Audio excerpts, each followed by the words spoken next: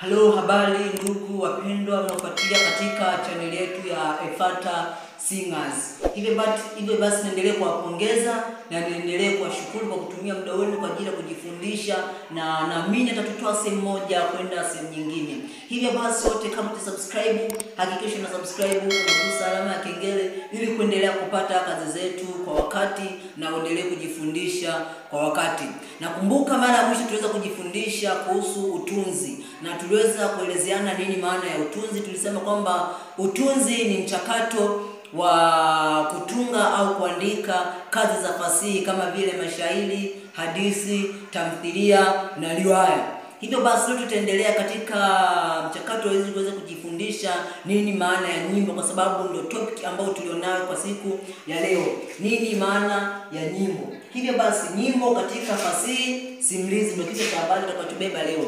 Na tutajiuliza kwamba nyimbo katika fasihi simulizi ni nini?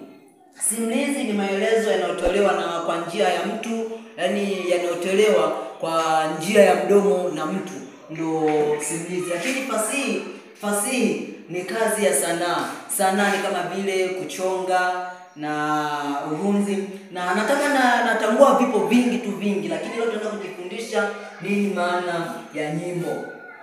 Okay, nyimbo ni aina ya sanaa katika fasihi ambayo hutumia lugha teule, sauti na kiimbo. Kwamba nyimbo ni aina ya sanaa katika fasihi.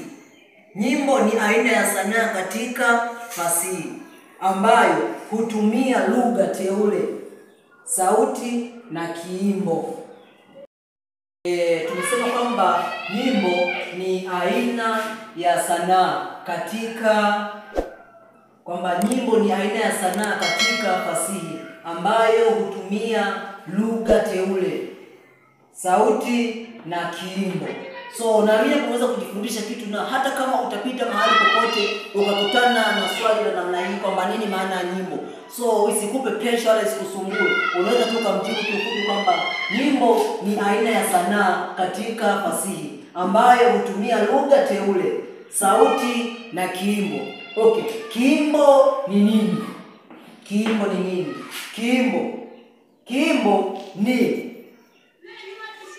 Kiimbo ni kupanda na kushuka kwa mawimbi ya sauti. Ukikutana na swali lingine linalohusiana na mambo ya kiimbo, kwamba kiimbo ni nini, na nataka kumuelezea kwamba wimbo ni aina ya sauti, ni aina ya sanaa katika fasihi ambayo hutumia lugha teule na sauti na kiimbo. Unaweza kuulizwa kwamba kiimbo ni nini? So kiimbo ni kupanda na kushuka kwa mawimbi ya sauti.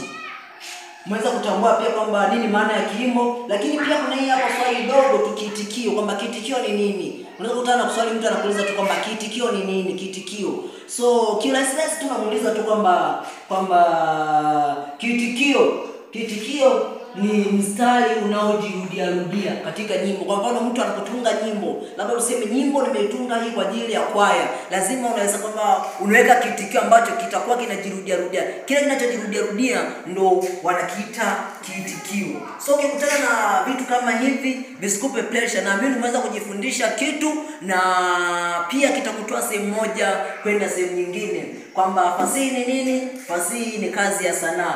Ukiulizwa nyimbo ni nini? Nyimbo ni aina ya sanaa katika fasihi ambayo hutumia lugha teule, sauti na kiimbo. Lakini ukiulizwa kiimbo ni nini? Kiimbo ni kupanda na kushuka kwa mawimbi ya sauti. Lakini ukiulizwa kiitikio ni nini? Kiitikio ni mstari unaojirudia.